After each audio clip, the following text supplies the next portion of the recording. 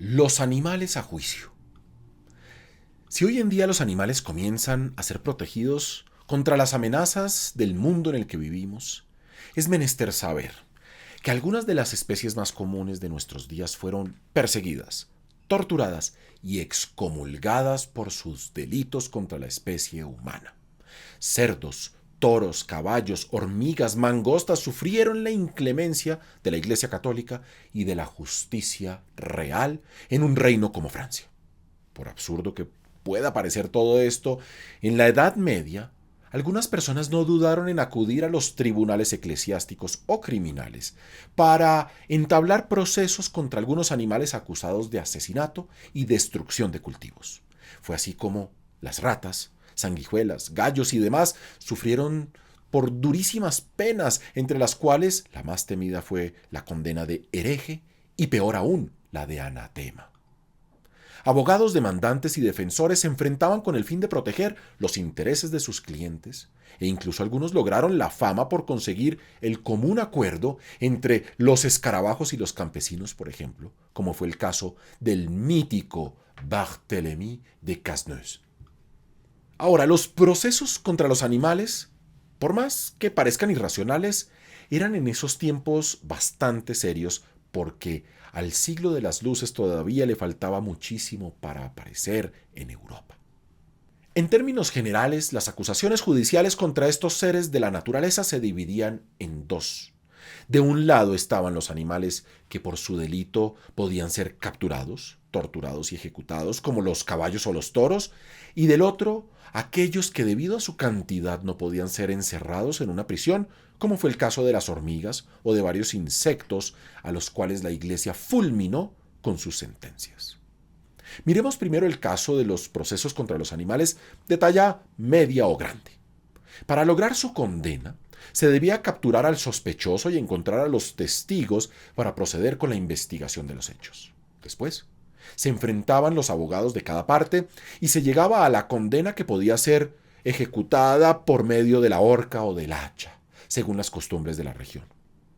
La ejecución era pública y solemne, y es por eso que encontramos los rastros de las siguientes condenas en los archivos nacionales de Francia.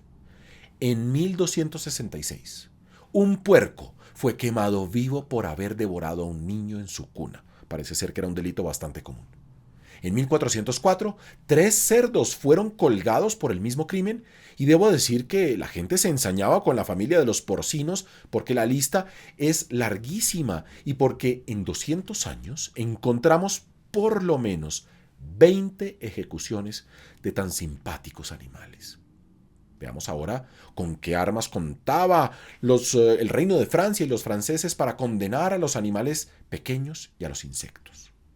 En caso de conflictos comunitarios entre insectos y humanos, las poblaciones dirigían sus quejas al párroco del cantón. Este les acordaba la Santa Intervención, para lo cual reunía un concilio local y exterminaba a los enemigos del hombre con anatemas que los enviaba a las más calurosas profundidades del infierno. Eso sí, antes de tan radicales actos, el concilio enviaba varias moniciones, es decir, advertencias, que por varias razones no eran oídas por estos seres.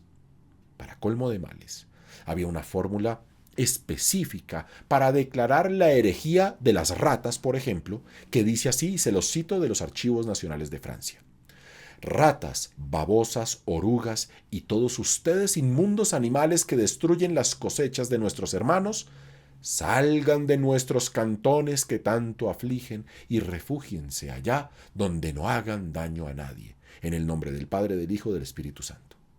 Sin embargo, y dependiendo del caso, los tribunales eclesiásticos fingían su indulgencia cuando acordaban 3 horas, 3 días o a veces un poco más a las pobres poblaciones de insectos que resignados tomaban el camino del exilio.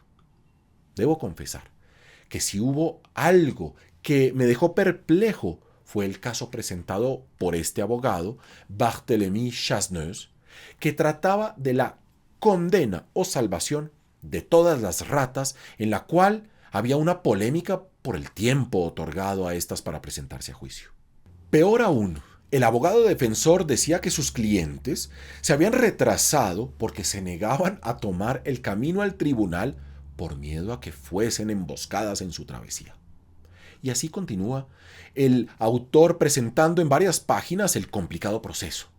Para nuestra tranquilidad les digo que al final un plazo más largo les fue dado a estos animales sin que sepamos finalmente el desenlace de este proceso judicial. Estas prácticas desaparecieron poco a poco en el siglo XVIII, haciendo que para nosotros parezca inverosímil el osar condenar a un insecto u otro animal. Muchos siglos han pasado desde entonces, y lo menos que podemos decir es que hoy en día no haya animales en los tribunales. Si les gusta este contenido, denle un like a este video y únanse a nuestro sistema de membresías acá en nuestro canal de YouTube, donde podrán tener acceso a cursos y conferencias de historia adicionales. Nos vemos. Chao, chao.